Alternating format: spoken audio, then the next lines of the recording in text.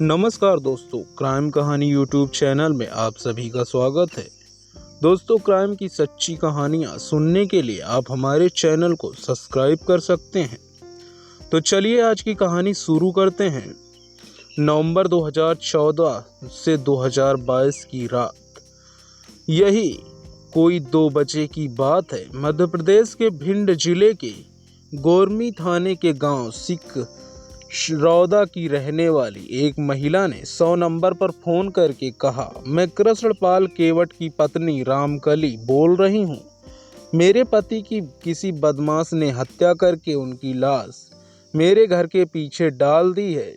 चूंकि मामला गोरमी थाने का था, इसीलिए पुलिस कंट्रोल रूम में गोरमी थाने को घटना की जानकारी दे दिया। सूचना मिलते ही गोरमी के SHO Sudhakar Singh Tomar, SI Maniram Nadir, SI Devendra Bhadauria, head constable Kaushalendra Singh को साथ लेकर महिला द्वारा बताए गए पते की ओर रवाना हो गए। मौकाए वारदात पर पहुंचने के बाद एसएचओ ने अपने वरिष्ठ अधिकारियों को भी मामले की सूचना दे दिया। मृतक के शव और आसपास की जांच पड़ताल से पता चला कि कृष्णपाल केवट उर्फ टिंकू की हत्या करने के बाद हत्यारे उसकी लाश को ठिकाने लगाने के लिए वहां तक घसीट कर लाए थे। लाश को घसीटे जाने के निशान देखकर अनुमान लगाया गया कि हत्यारा किसी अन्य स्थान पर हत्या कर लाश को ठिकाने लगाने ले जा रहा होगा, लेकिन किसी ने लाश घसीटते हुए उसे देख लिया होगा। अतः वह पकड़े जाने के डर से लाश छोड़कर भाग खड़ा हुआ। उसके पैर के दोनों अंगूठे पर बिजली के करंट से जलाने के निशान थे।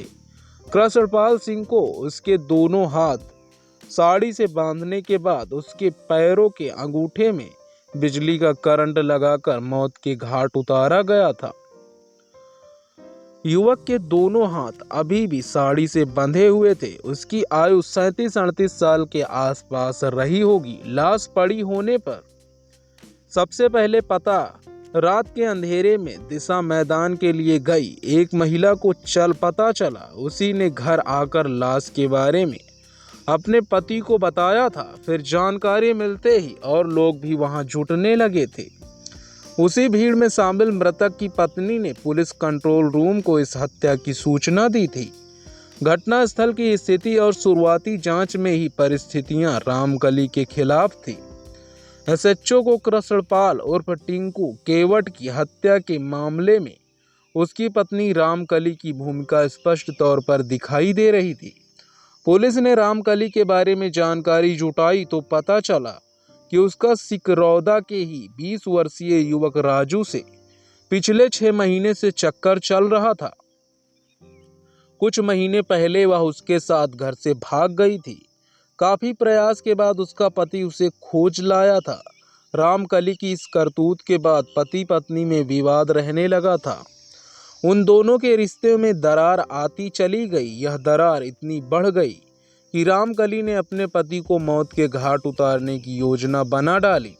एसएचओ सुधाकर सिंह तोमर को लगा कि कहीं कृष्णपाल की हत्या प्रेम प्रसंग में बाधा बनने की वजह से तो नहीं हुई।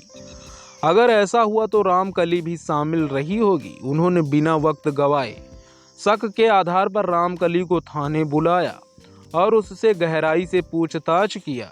इस पूछताछ में उसने प्रेम प्रसंग से लेकर राजू के साथ नाजायज ताल्लुकात की बात तक स्वीकार कर लिया, लेकिन पति की हत्या में किसी तरह का हाथ होने से स्पष्ट तौर पर मना करती रही। उल्टे वह एसएचओ से बोली, साहब मेरे ही पति की हत्या हुई है और आप मुझसे ही इस तरह पूछ रहे हैं जैसे मैंने ही उन्हें मारा हो। जिन लोगों ने मेरे पति को मारकर मेरे घर के पीछे उनकी लाश फेंकी, उन्हें पकड़ने में आप कोई दिलचस्पी नहीं ले रहे हैं। आप ही बताइए भला मैं अपने पति को क्यों मारूंगी? यदि मैं अपने पति की हत्या की होती तो इतनी रात गए पुलिस को खबर क्यों देती?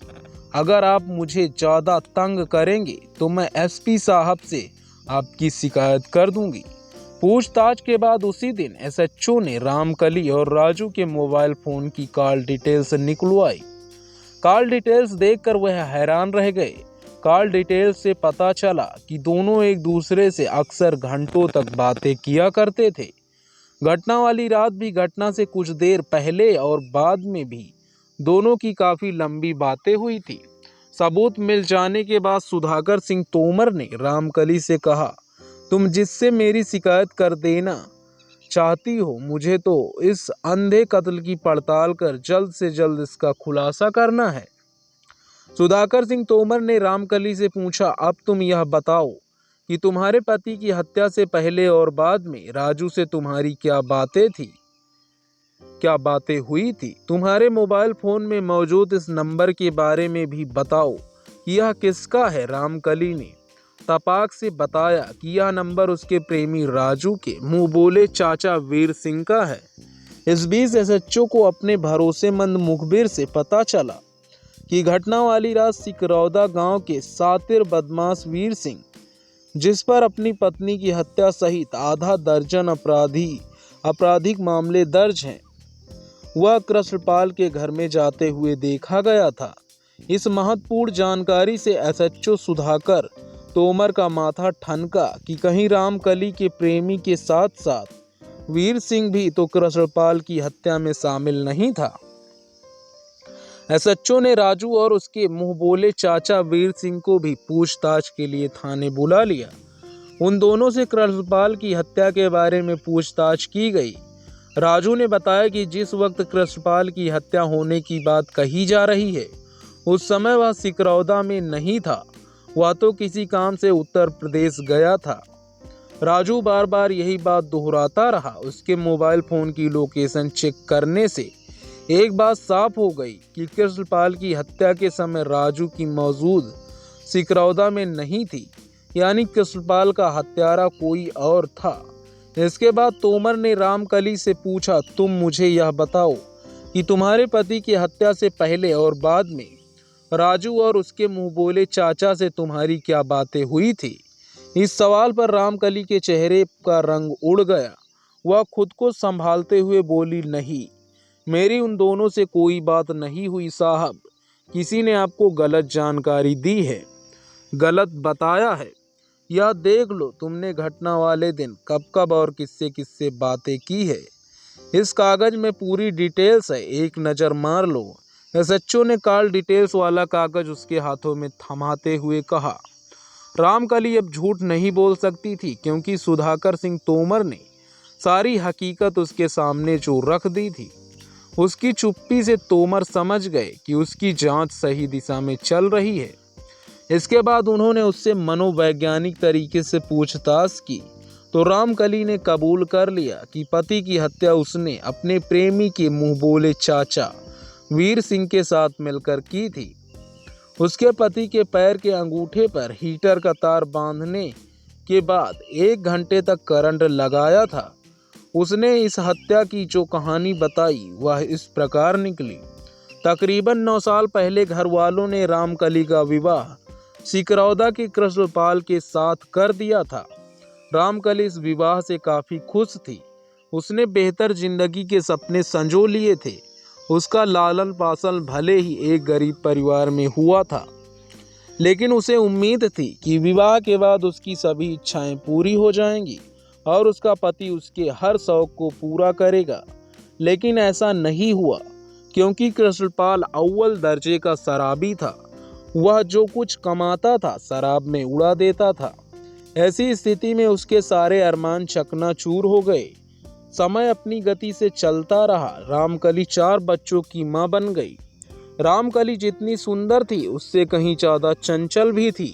वह ज्यादा पढ़ी लिखी तो नहीं थी, मगर उसकी खासियत यह थी कि वह गजब की चालाक थी। उसे जो भी करना होता था वह कर ही रहती थी। उसके इसी स्वभाव की वजह से जो भी उसके एक बार मुलाकात कर लेता था वह उसका दीवाना हो जाता था।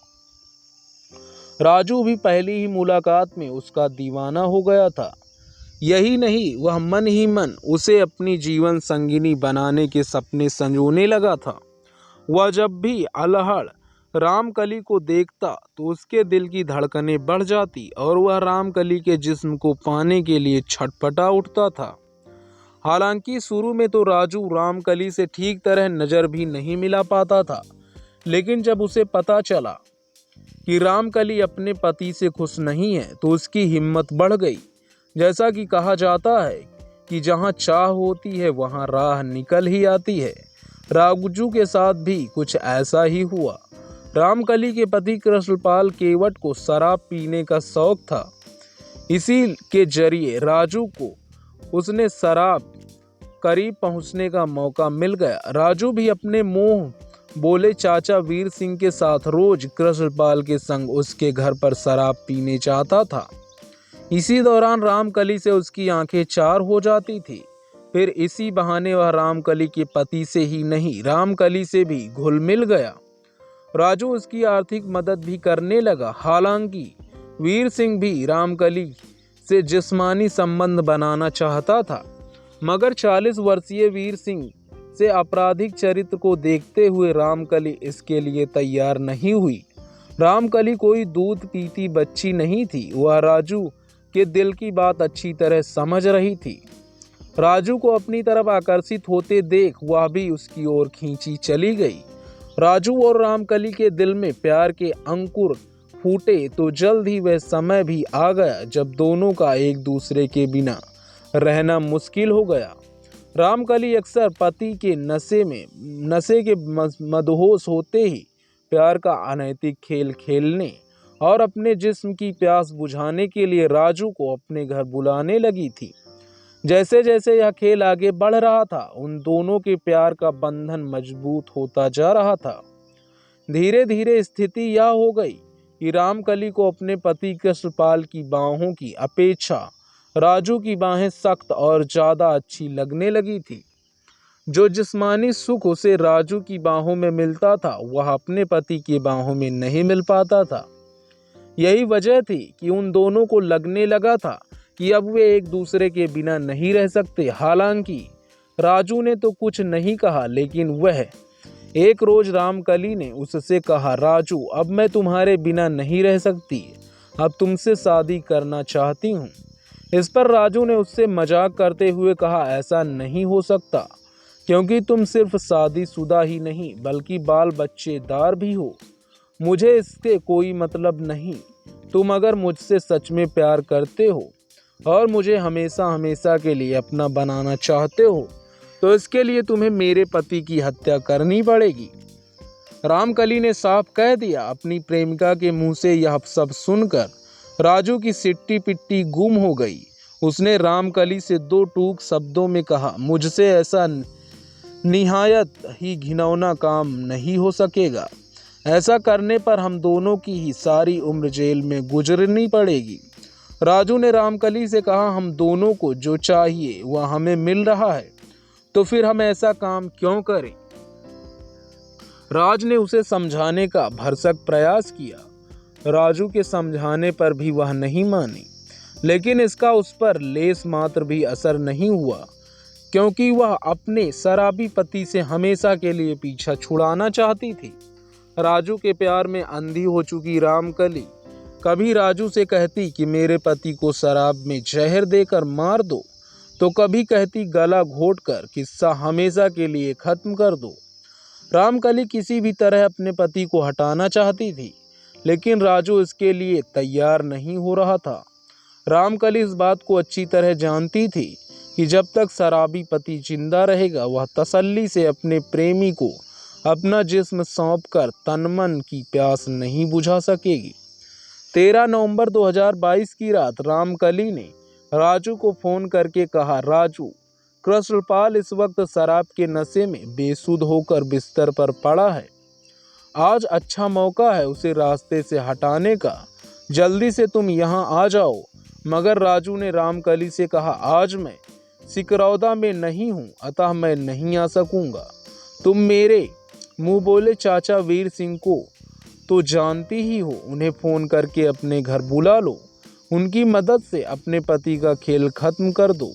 कहते हैं कि औरत जब चरित्रहीनता पर उतर आती है तो उसे किसी लोक लाज का भय नहीं रहता है। रामकली भी ऐसी ही औरत थी जिस वक्त रामकली ने अपने प्रेमी के मुंह बोले चाचा वीर सिंह को फोन किया, उस समय रात के 11 बज रहे थे। रामकली ने पहले तो उससे इधर उधर की बातें की। इसके बाद उसने बिना किसी हिचकिचाहट के वीर सिंह से कहा, मुझे आज अपने पति को अपने और राजू के रास्ते से हटाना है।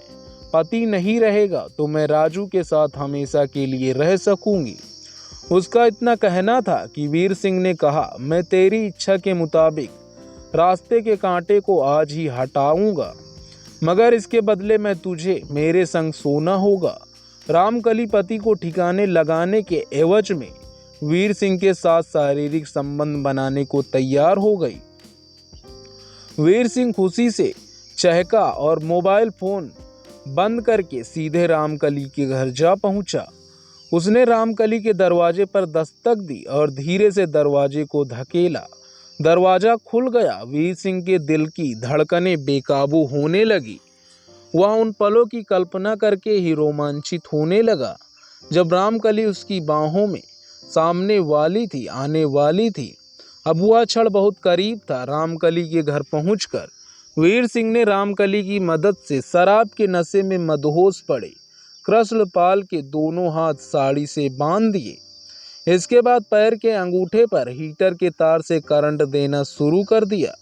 जब कृष्णपाल की सांसें थम गई तब रामकली ने अपनी साड़ी से उसका गला घोंट दिया। इसके बाद वादे के मुताबिक रामकली ने अपनी पति की लाश के सामने ही वीर सिंह के साथ सहवास कर उसकी कामोत्तेजना शांत की। इसके बाद रामकली ने पति की नब्ज टटोलने के बाद नफरत से उसकी लाश पर थूकते हुए कहा, मर गया कमीना, मेरे और राजू के रास्ते का कांटा हमेशा के लिए निकल गया। चलो वीर सिंह, अब इसे कुमारी नदी में फेंक देते हैं। रामकली ने सोचा कि लाश नदी के पानी में साथ बह जाएगी, जिससे इसकी पहचान नहीं हो पाएगी तो मामला रफा दफा हो जाएगा। लेकिन जब 14 नवंबर 2022 की रात कृष्णपाल की लाश को रस्सी से बांधकर घसीटते हुए पास में बहने वाली नदी में प्रवाहित करने दोनों ले जा रहे थे, तभी उन्हें किसी के आने की आहट सुनाई दी। तब दोनों लाश को रास्ते में ही पड़ा छोड़कर भाग खड़े हुए।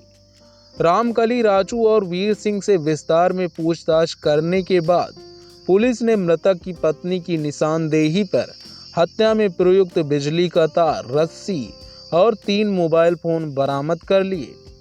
इसके बाद उन्हें आईपीसी की धारा 302 के तहत गिरफ्तार कर न्यायालय में पेश किया, जहां से उन्हें जेल भेज दिया गया। दोस्तों, आज की कहानी बस यहीं तक। इस कहानी के बारे में अपनी राय कमेंट बॉक्स में ज़रूर बताइएगा। दोस्तों, अभी तक आपने चैनल को सब्सक्राइब नहीं किया है तो सब्सक्राइब कर दीजिए, क्योंकि इस चैनल पर हम इसी तरह की सच्ची वारदात, सच्ची घटनाएं लाते रहते हैं। दोस्तों, इस कहानी का उद्देश्य किसी को परेशान करना, किसी का दिल दुखाना नहीं है, बल्कि आपको जागरूक करना, आपको सचेत करना है। तो दोस्तों, आप सभी अपना ख्याल रखो। धन्यवाद।